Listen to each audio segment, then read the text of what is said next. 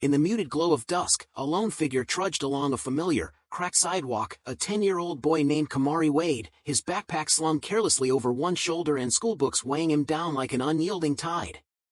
The sky, a canvas of molten orange streaked with whispers of violet, heralded the end of another day in his gritty neighborhood. He passed the sputtering neon of an aging gas station and the cozy diner where the waitresses always greeted him like a cherished secret, their voices lilting with affectionate mischief as he accompanied his grandmother. The stretch of pavement ahead was dimly lit by scattered, rebellious street lamps that fought the encroaching darkness, when suddenly a sound, deep, metallic, and out of place, sliced through the evening's lull. A harsh, discordant groan echoed from around a bend, followed by a bone-jarring crunch that made Kamari's heart skip. Rounding the curve, he beheld a surreal sight, an overturned car, its frame contorted in a grotesque dance with a lone, gnarled tree. Smoke billowed upward in sinuous, ghost-like tendrils, and fragments of shattered glass glimmered on the pavement like fallen stars. Amid this chaos, a feeble, tremulous sound emerged, a whisper of distress so fragile it seemed almost unreal.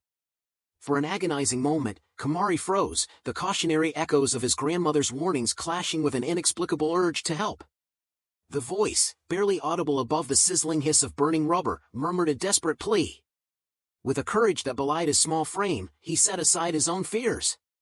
Dropping his backpack to the ground, he edged closer to the wreck, each step crunching on scattered shards of glass and twisted metal.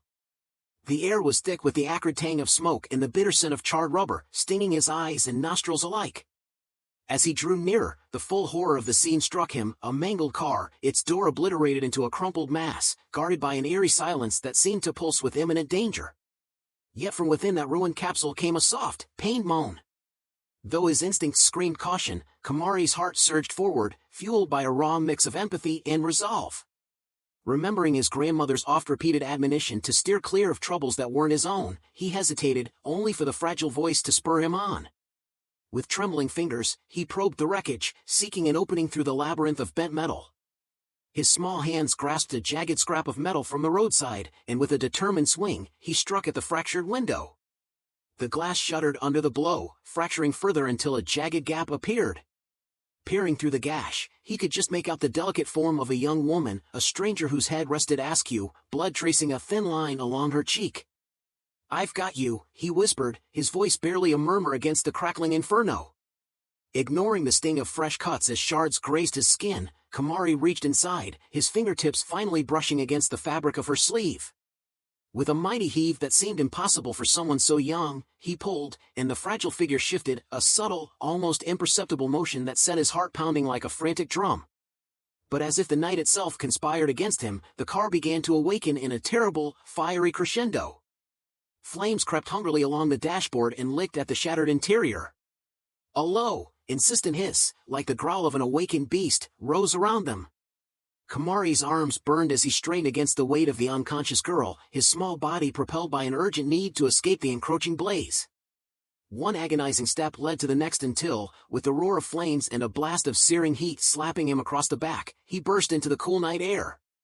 For one breathless moment, the world spun into chaos as the car was swallowed by the voracious fire, its twisted form illuminated in a hellish glow before dissolving into darkness.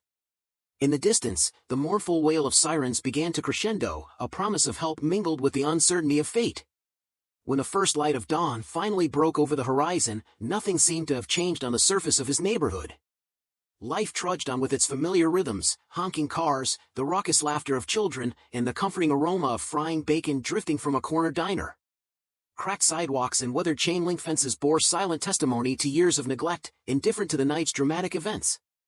Inside a modest kitchen warmed by the early sun, Kamari sat at a scarred wooden table, slowly nibbling on a slice of toast. His grandmother, affectionately known as Bertie, muttered over a stack of bills with a wry smile. "Are you eating that toast, or just setting it out like a pretty ornament?" she teased, eyes never leaving her tattered papers.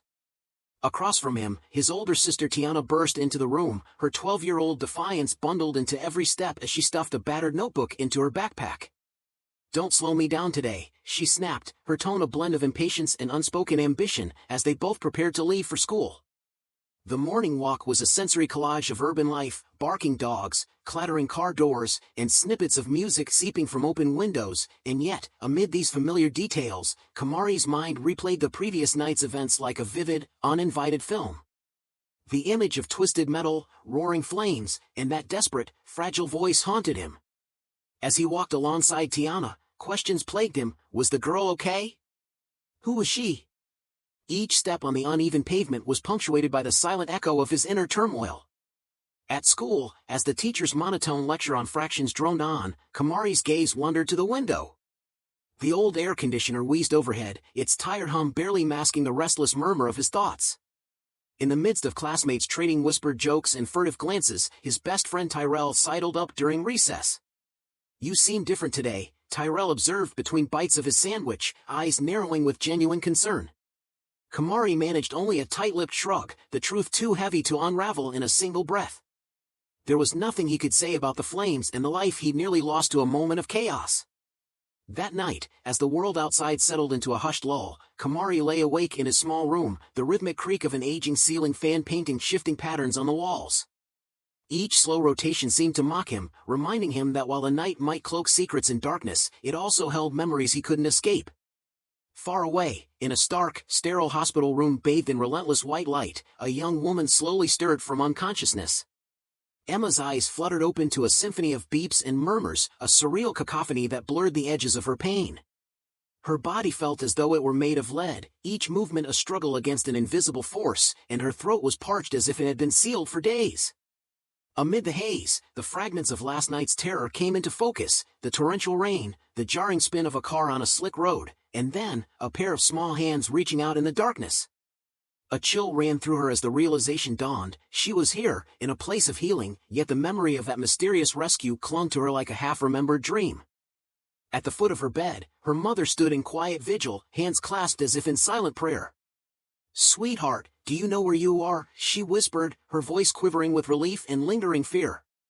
Soon, the door opened again, and in strode Mr. Caldwell, a man whose impeccably tailored suit and calm, almost clinical demeanor belied the turbulent emotions roiling just beneath the surface.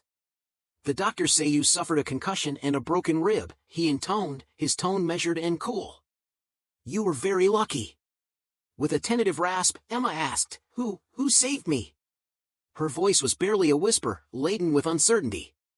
Mr. Caldwell's eyes flickered briefly as he replied, "A young boy, barely more than a child, whose quick thinking gave you another chance." In that moment, a seed of determination took root in Emma's heart, a silent promise that she would someday uncover the identity of the one who had risked everything for her. Meanwhile, back in the neighborhood, Kamari found himself in the comforting chaos of the local corner store, a modest shop filled with the scent of sugary confections and the steady hum of everyday life.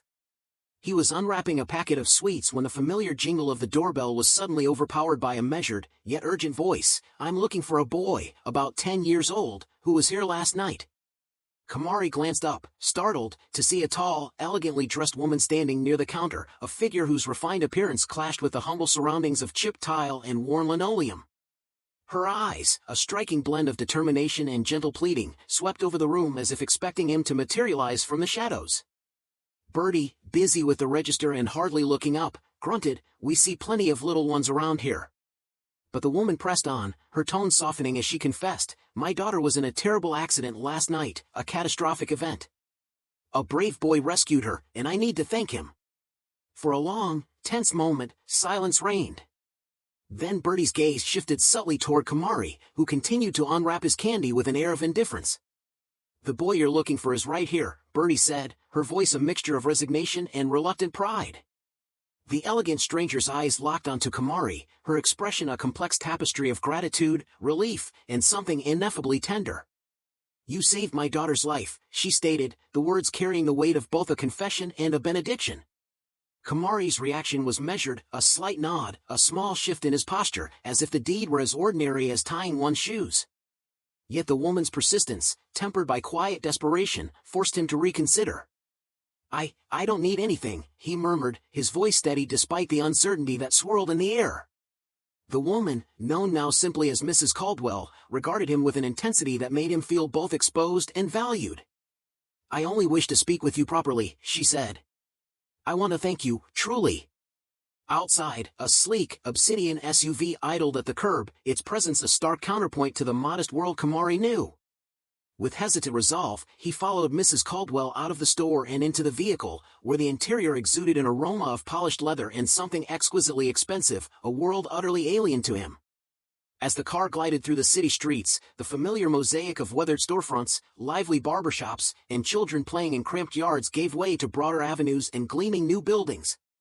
By the time they neared the hospital, the city had transformed, as if leading him into an entirely different realm. Inside the hushed corridors of the hospital, Emma sat propped against crisp white sheets, idly flicking through television channels in search of distraction. When the door creaked open, her gaze lifted slowly, and for a heartbeat, time seemed to halt. There, standing uncertainly in the doorway, was Kamari. "It's you," she breathed, a tremor of recognition and wonder in her eyes. Kamari managed a tentative nod, his heart pounding with a mix of embarrassment and an unspoken understanding. Before the fragile moment could settle, the door swung open once more. Mr. Caldwell strode in, his presence commanding and his eyes coolly appraising the boy as though he were an unsolvable riddle. "So," he began, his tone even and unyielding, "you're the boy who saved my daughter." His gaze bored into Kamari, seeking answers in the silence that followed. Emma's eyes shone with gratitude as she murmured, "You saved my life, Kamari." But her words hung in the air, caught in the tension between youthful heroism and the cold calculation of power. Mr. Caldwell's next words were clipped and precise. "Tell me, what is it you want in return?" he asked, his voice betraying neither warmth nor malice. Kamari, with a calm that belied his inner turmoil, replied simply, "I don't want anything." For a moment, the hospital room seemed to hold its breath. Then, Mr. Caldwell exhaled slowly, the tension in his shoulders easing ever so slightly. "That's fortunate," he said, as if the boy's disinterest was a blessing that simplified matters. "I will handle the press. We do not need a sensational story spreading about a young hero." His words, final and imperious, settled over the room like a decree. Emma's soft protest, "But people should know what you did," was met with a dismissive wave. Mr. Caldwell's attention shifted to his phone, already typing a terse message, a silent promise that the matter would remain contained. In the charged silence that followed, each heartbeat seemed to underscore the divide between public adulation and private sacrifice. Outside, the repercussions of that fateful night began to manifest in unexpected ways. Reporters gathered like vultures outside Bertie's modest store, their cameras flashing and microphones thrust forward as they peppered passers-by with questions. "Are you the hero? Are you the boy who saved Emma?" they shouted, voices echoing in the cool night air. The label hero felt heavy on Kamari's small shoulders, a title that twisted in his gut, more burden than blessing. Ducking into the sanctuary of the store, he heard Bertie mutter, "What did you do, boy? You pulled a life from a burning wreck, something most grown men would have fled from." Yet even as the media circus roared outside, Kamari's mind was adrift in quiet introspection. He knew all too well that the adoration of strangers was ephemeral. The headlines, no matter how heroic, would soon fade, and the weight of his reality would return, a reality defined by a neighborhood where flickering streetlights and creaking sidewalks were all too real.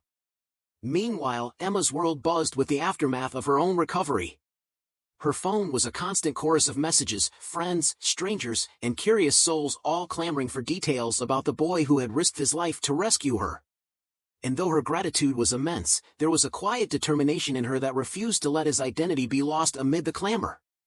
One warm afternoon, as Kamari sat on a worn stoop outside Bertie's store, the chaos of the past few days pressed in around him. Bertie, broom in hand, scolded him gently, "Stop sulking, boy. You shouldn't feel ashamed about what you did. You did something incredible." Yet Kamari's gaze remained downcast, the praise feeling alien, a burden rather than a joy. Just then, a sleek black car pulled up, and out stepped Emma herself, her expression a mix of relief, gratitude, and a subtle defiance that belied her fragile state. "Can we talk?" she asked, her voice soft but insistent, as she approached him with cautious hope.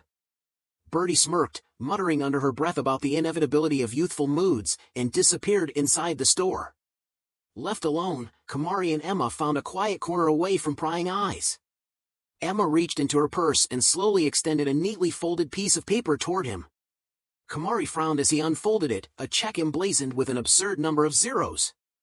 His stomach churned at the notion. His parents had always insisted that gratitude should never come with a price tag. I tried, but I know you wouldn't take it, Emma said softly, her eyes apologetic yet determined.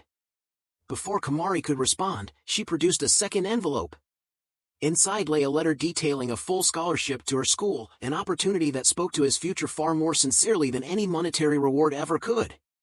Kamari's eyes widened as he scanned the words, a mixture of disbelief and wonder stirring within him. In that quiet moment, a realization took root deep within his soul. True heroism wasn't measured by grand gestures or public accolades. It was found in the silent, unassuming acts of kindness, a boy's selfless courage, done without expectation, that resonated far beyond the flash of cameras or the clamor of headlines. Heroes don't need capes, he mused inwardly. They just need to do what's right, even when no one's watching. As the afternoon waned into a soft, reflective twilight, Kamari's world continued to spin with the unyielding pace of reality. Reporters still lingered outside Bertie's store, their persistent questions and flashing cameras a reminder that the public's gaze could be both a blessing and a curse. Yet, in the midst of this maelstrom, a quiet promise shone through, the promise of a future where his simple act of bravery could open doors to new possibilities, a chance to rise above the constraints of his familiar, hard-bitten world. In the hushed cadence of that neighborhood night, as the chaos of the media began to recede and the cool air settled over familiar streets, Kamari Wade clutched his newfound scholarship letter close to his heart. He knew that the accolades and attention might soon fade into a distant memory, but the impact of that one courageous act would endure, etched into the hearts of those who had witnessed it, and in the quiet resolve of a young boy who had dared to do the right thing without expecting anything in return. Remember this, sometimes the world won't shout your name from the rooftops, and the lights may dim long before the next story unfolds. Yet, in the silent corners of everyday life, true valor is born, unheralded and unadorned, but real nonetheless. If you believe that every act of courage deserves its story, then know that the smallest voices can echo the loudest truths, even when the world forgets them by tomorrow. And so, Kamari's journey pressed on, a journey not defined by the fleeting glare of spotlights or the heavy chains of expectation, but by the quiet, steadfast conviction that doing what is right is reward enough. In the tapestry of life, every gentle act of heroism, no matter how small, weaves its own legacy. Stay with us, for stories like these remind us that sometimes the bravest hearts beat in the unlikeliest of places.